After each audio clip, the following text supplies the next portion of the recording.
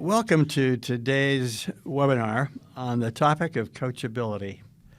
This is Jack Zenger. I'm here with my colleague Joe Folkman, and we have as our guest today Kevin Wilde, talking about a subject that is not often discussed. Imagine having a coaching conversation with someone who is unwilling and kind of resistant. The picture on the screen kind of depicts someone who is rather physically and observably resistant. I suspect that most of the lack of coachability doesn't get expressed as a snarling tiger in a cage, but more of a turtle kind of sitting quietly, not responding to what's happening. But this topic of coachability we think is an important one, and so the agenda for today's meeting will include such things as the importance and the impact of being coachable. We will gain some practical advice and wisdom from our colleague Kevin Wilde. And finally, we will conclude by providing some ideas and suggestions about what you can do to indeed become more coachable. In the past, we have presented several webinars on how to be a good coach, the skills of coaching. Today, we kind of flip the coin over and explore the other side, the impact of the recipient being more coachable. Certainly, if you were about to train a team of dancers to become world-class competitors, you wouldn't focus all of your attention on one person. We have in the past kind of focused our attention on the coach, but not the person being coached. The data and our conclusions today are really based on our research from our own 360-degree feedback instrument, some items in which kind of measure coachability. Specifically, we were using 3 items, and you see them listed there on the screen. One having to do with this person makes a real effort to improve based on the feedback they get from others. One that is really this person actively looks for opportunities to get feedback to improve him or herself. And then finally, that this person creates an atmosphere of continual improvement in which they personally and they seek others to exceed the expected results. So those are the measures that we have used. We'd now like to have you participate in a little poll regarding your views of this topic of coachability. So on your screen, you see 5 choices. The first is that it's a quality that is hardwired into people at a very young age. B is that, yes, it's important for people to learn, but that can happen when you're young. C, it's a very important quality to have in terms of your overall career success. The fourth one is that people become less coachable as they get older. And the final one is all of the above. So choose the answer that you believe is most correct. And thank you for your prompt responses. And as the answers come in, it looks like the winner is number E, all of the above, although a number of you sort of chose that it really is important for career success. And then the answers are scattered amongst the other items. As we proceed in today's webinar, we'll try to give you more concrete answers to these questions in the poll. So, Joe, tell us about what the data says. Several years ago, I was taking my son-in-law to the airport, and he'd just finished graduate school.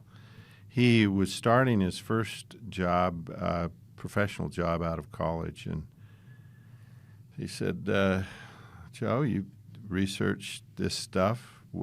Give me some advice. What should I do to be more successful? And I thought the first thing I ought to tell him is not ask me, but he didn't say that. But I thought about it, and I'd been looking at this data on coachability and willingness to accept feedback, and I said, continue throughout your career to ask for feedback. And this first slide shows you on the horizontal axis this coachability, these 3 items that we've talked about. You're willing to make an effort to change. You ask for feedback, and you really enthusiastically do something with it. And then the bars represent the overall leadership effectiveness. And as you look at that, it's easy to see that the more coachable you are, the better of a leader you are, the more effective you are as a leader. There's this, you rarely get this kind of a correlation between two variables, but this is absolutely predictive. So people that resist coaching aren't very good, and people that are open to coaching are great. Now, we also sort of looked at this from other perspectives, and one of the perspectives was potential ratings. And so this is independent of the 360. The potential ratings were done by managers and usually in a group setting where it's not only your immediate supervisor, but it's other managers in a group. And this first study we're showing you here looks at those who have bottom ratings, middle, and then top ratings. And then what we're showing you on, again, the bars is your coachability percentile.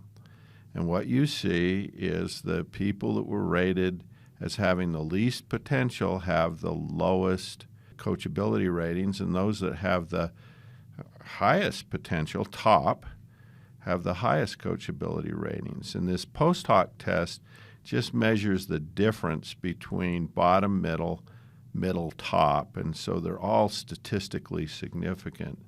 I just put that in there to show off my statistical paralysis a little bit. Post hoc test sounds pretty cool. Anyway, the point of that is that it looks like people who were rated as having high potential were significantly more coachable.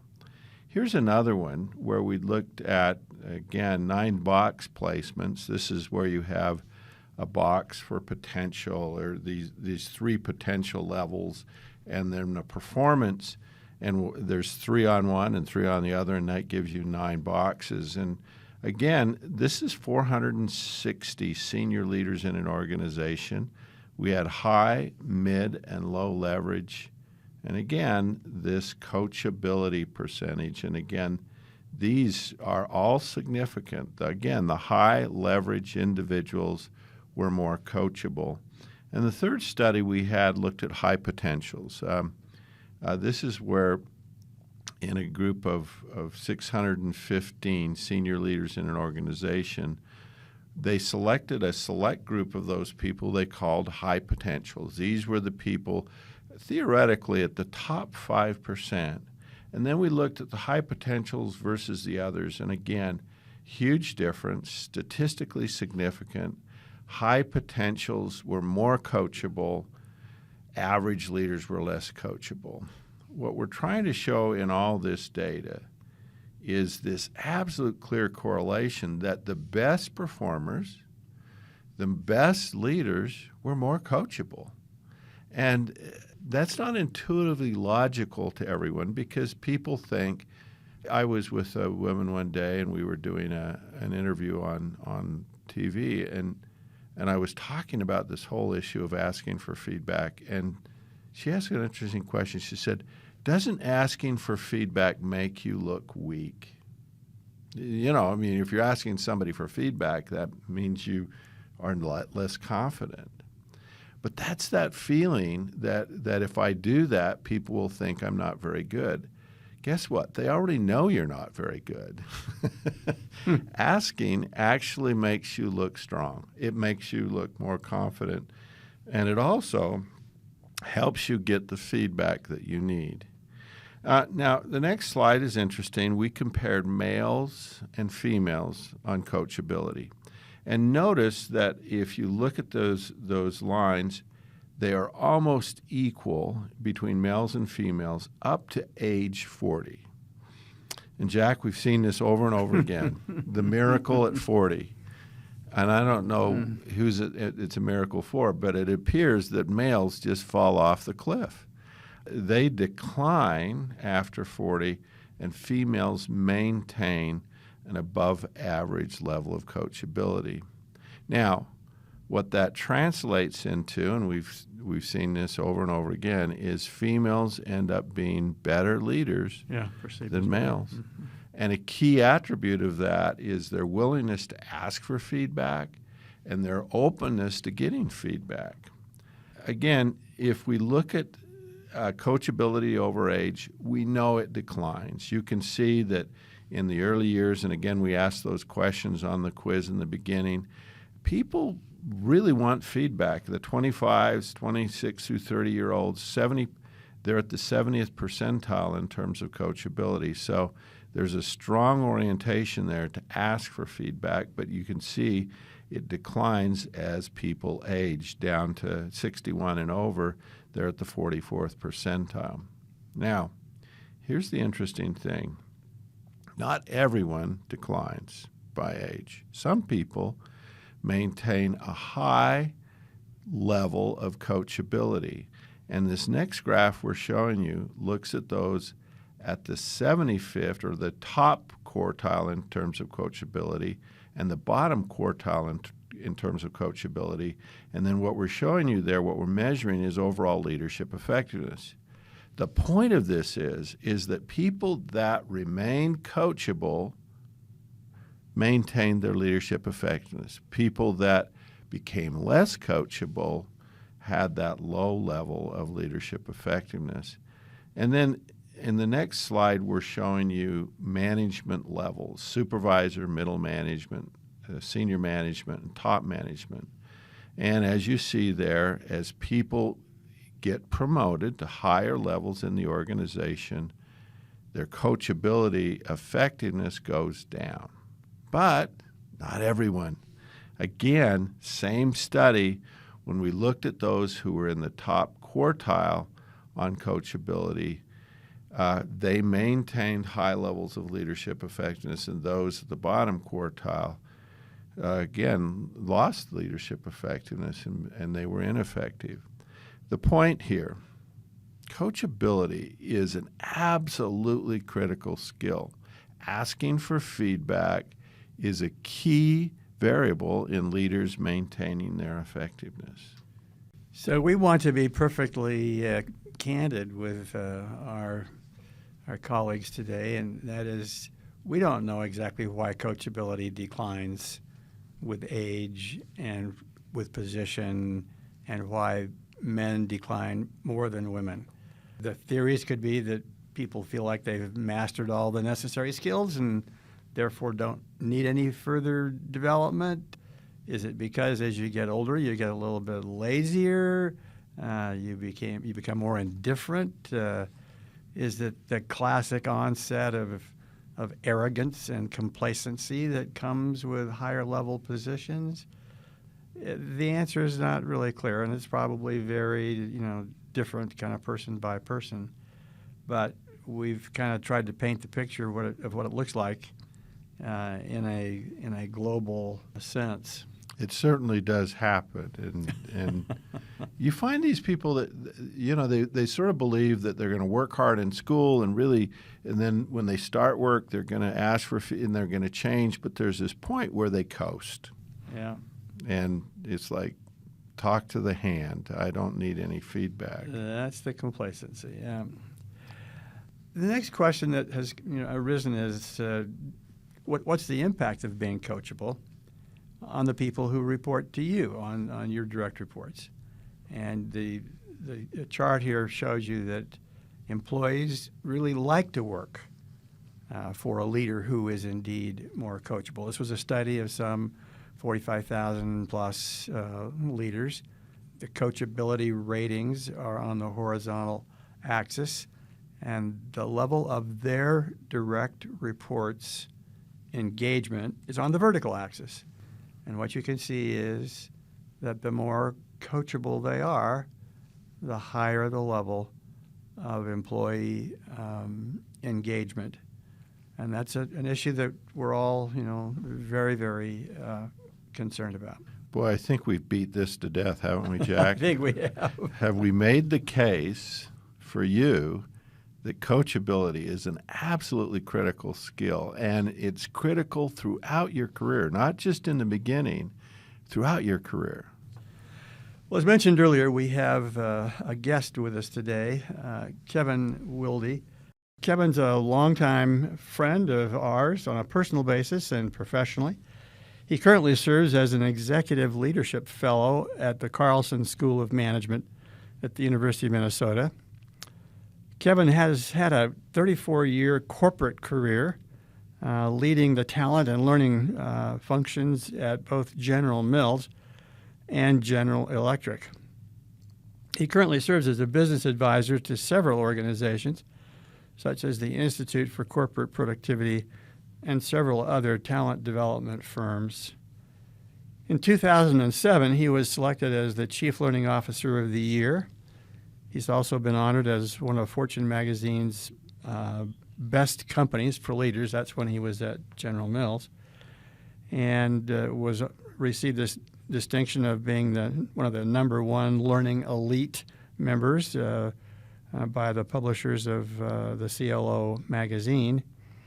And he's the author of the book called Dancing with the Talent Stars. So, Kevin, we're delighted to have you with us today. Thank you.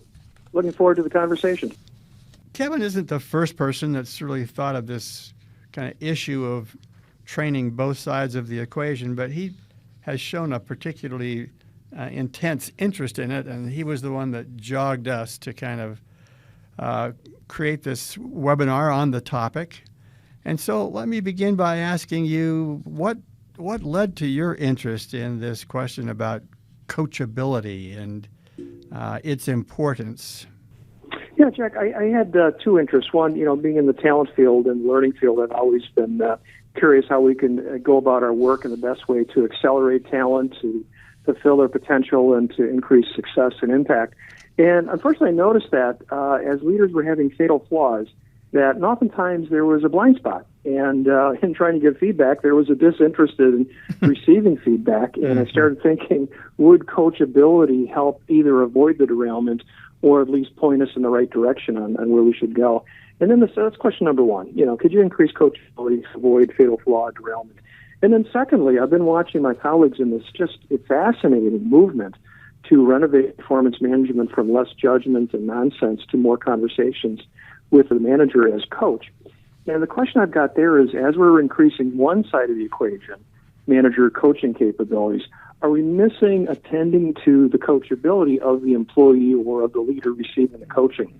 So those are the two questions. I thought this is a really interesting topic, and love to learn more about it and see how it could be helpful. Well, we've had the phrase in our lexicon about it takes two to tango. And so certainly if there's an interaction where two people are engaged with each other, it doesn't make a lot of sense to just train one of the people and assume that the other is sort of an anesthetized patient lying on the table. I mean, that they're a very active ingredient.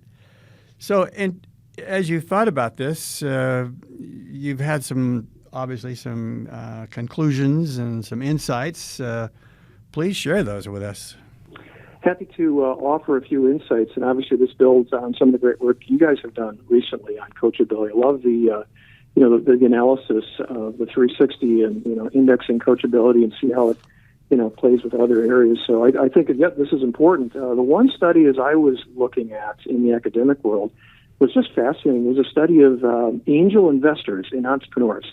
And the question was, as an angel investor has money to invest capital in startups, in addition to the clever idea, the capabilities of the management team, the academics did a study of whether the investor is looking at coachability of the entrepreneur. And sure enough, they found statistically significant that the more coachability the entrepreneur demonstrated, the more there was an interest to give them money. And I thought, well, that's probably a good conclusion of the importance. And I would probably, also bridge that to, I think, inside an organization, whether you're going to invest in someone to succeed, there's got to be a little bit of, are they coachable or not? So that was one study. Yeah. The other one that I've done so far is I did reach out late last year to 50 executive coaches and senior HR leaders and ask them, when you see coachability, what do you see, and when you don't, and what do we do about it? And there was overwhelming response on 4 characteristics. So I think, in advancing what is coachability in an organization, I think we've got to get precise with the language and a model. So these would be the 4 things that I would offer so far based on that research. Number 1, people and leaders that were more coachable than not showed an orientation of being curious and open to learn. So in other words, they saw themselves as unfinished, that they were on a journey rather than being fully done. So there's an orientation about, okay, I'm still working on things. And I think, Jack, you'd mentioned that that's kind of the growth mindset, and I would agree. So orientation. 2, there was a motivation. And what's interesting is what the exec coaches said is they were either motivated to improve because it's how they're wired and or in service of the mission. And the mission could be, a situation at work. It could be something that they're stuck in. It could be a new challenge they've got, but either based on their own motivation to improve solely or a motivation to that situation, I need to be better. Help me with that. So it was orientation, motivation. The third thing was what I call practice, that people that genuinely reflected on the feedback received and the experiences they were having, they had this practice of how do I deal with this feedback and the situation. And then finally, they had a confidence to try new things. So they've had kind of a learning agility or some confidence in the past of getting feedback and making it work for them. So those would be the 4 things I have found so far. But Jack, you've been around. Does that make sense to you? All 4 of those make a great deal of sense to me. I'm struck by particularly this last one. I've wondered if indeed people's willingness to be coachable had a great deal to do with their level of confidence. I mean, I think about my own career when I began my first kind of more senior executive job.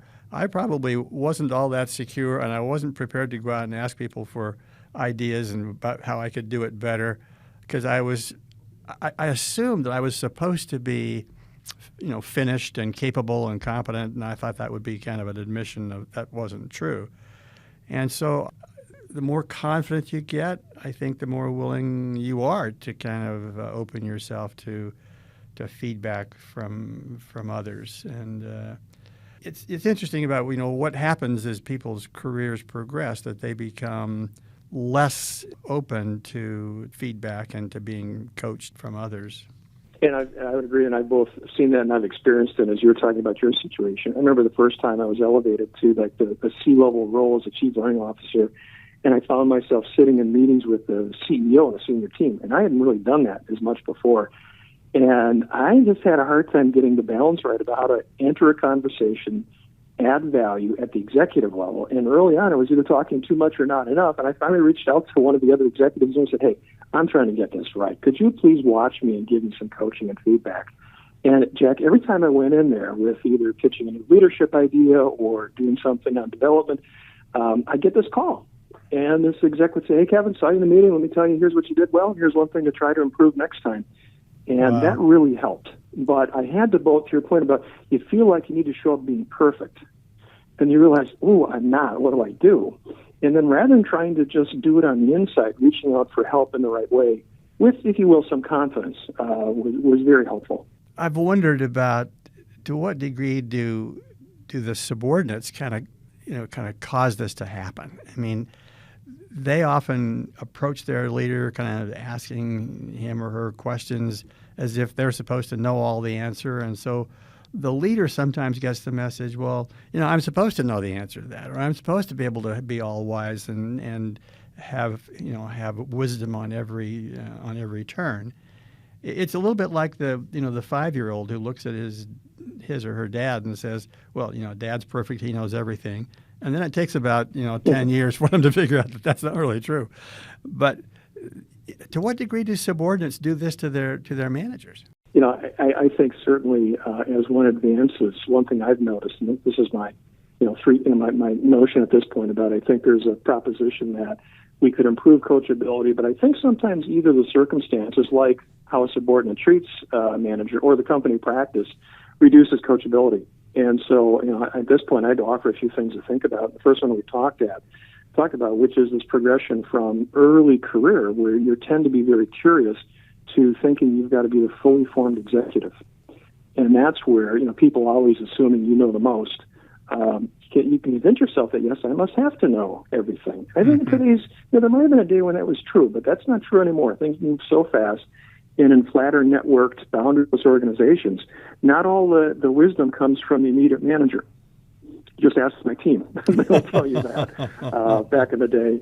But, I think this notion about going from wanting to, being seen as I'm a potential, therefore invest in me, I have a lot of questions, to now I'm the one answering the questions.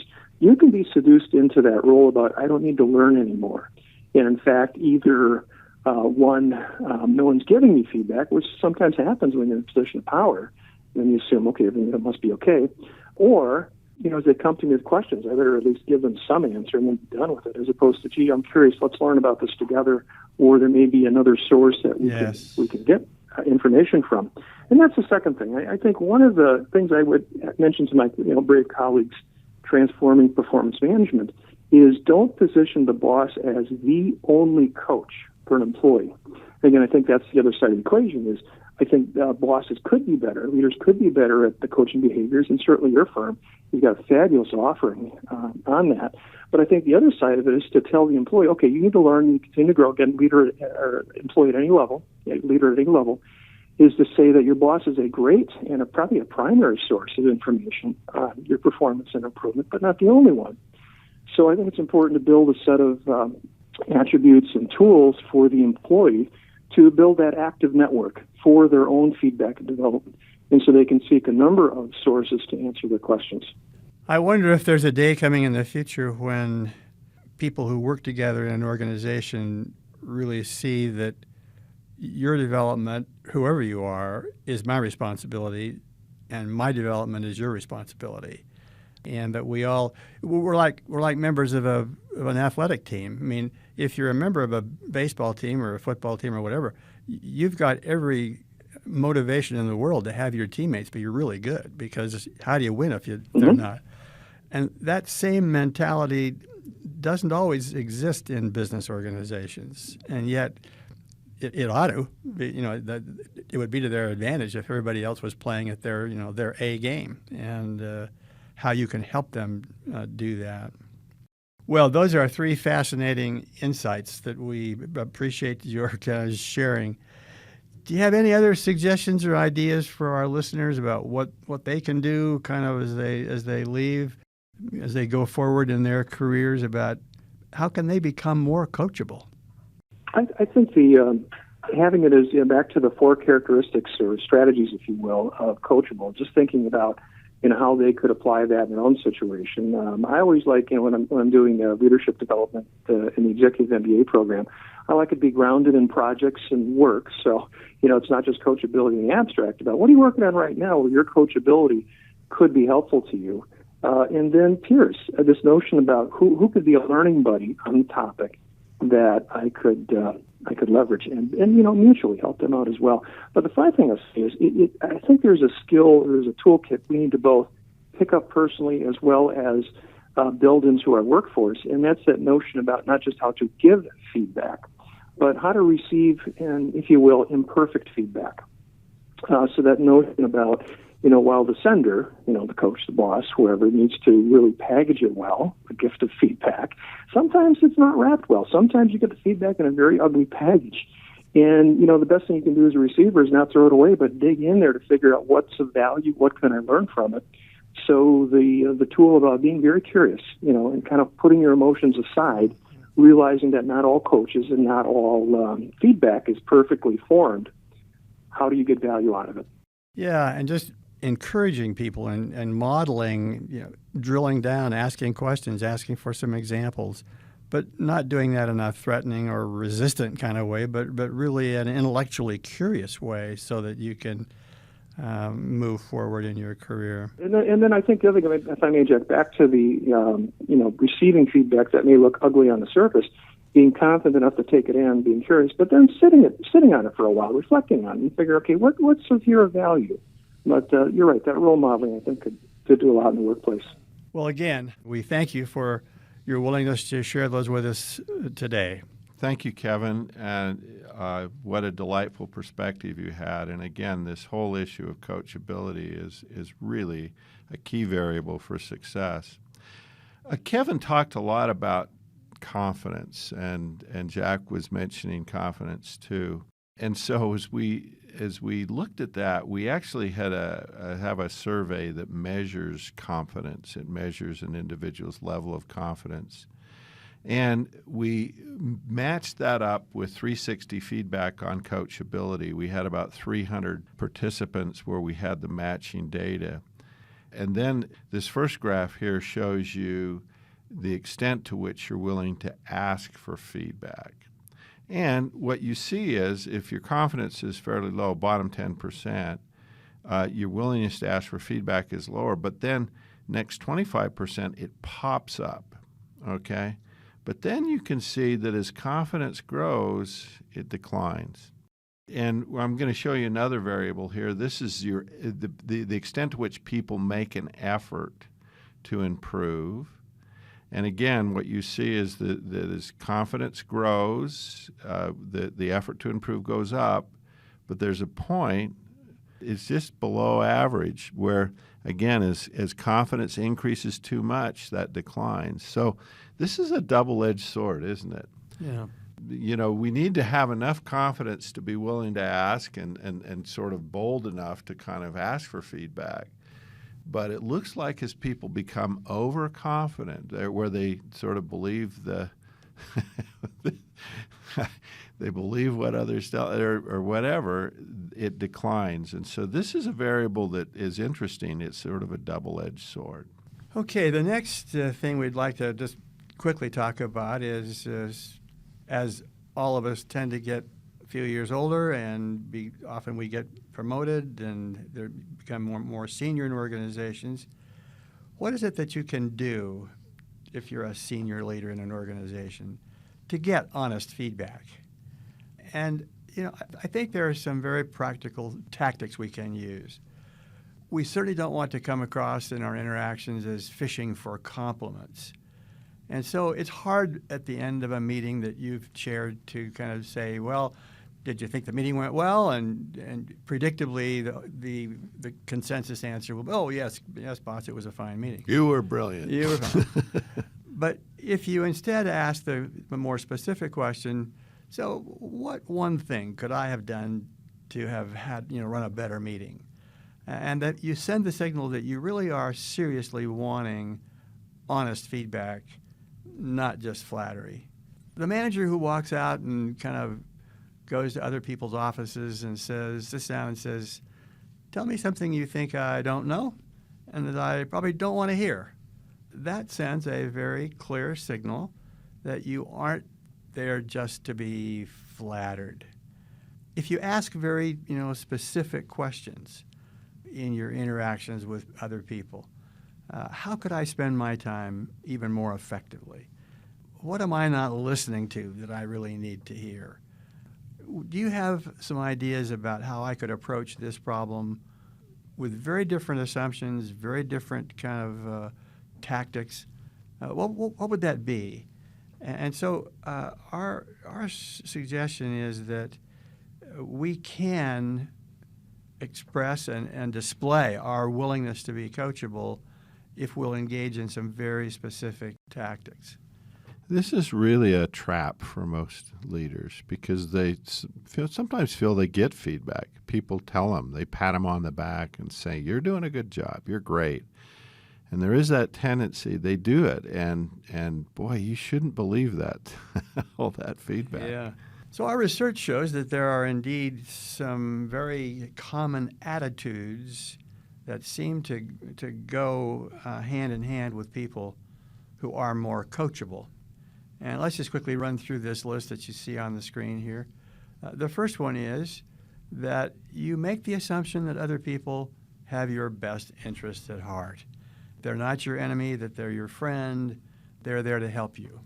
Another attitude is really having the confidence that if there is something wrong, you can fix it, that you're capable, that you're flexible, that you can learn different things, and that you can improve. Third, people who are coachable are willing to kind of stick their neck out a little bit, to take a risk.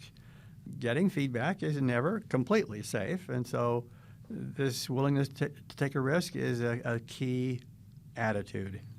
Another one is that obviously if you get some feedback, you better do something with it, and you need to be willing to take the initiative and put in some extra effort. This is going to be not easy. I mean, when people give you feedback, it's sometimes uncomfortable, and it may require you to change.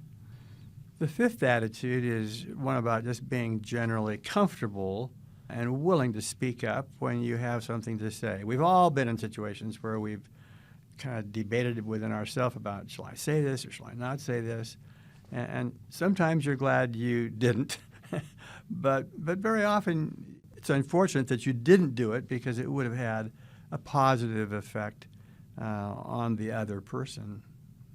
The sixth attitude is this desire to be more innovative and less conventional, to try different approaches. You don't always have to grind out a new solution with hard, determined work. Sometimes there's an innovative way to change and improve, and you need to look for those innovative processes. The seventh attitude is one of really wanting to be a good communicator, to be willing to take the time and to proactively communicate with the people who are around you, and your understanding that they need to know things and want to know things, and your willingness to be transparent and keep them informed. This eighth attitude is the belief or the assumption that, hey, you've been successful in the past, you'll be successful in the future.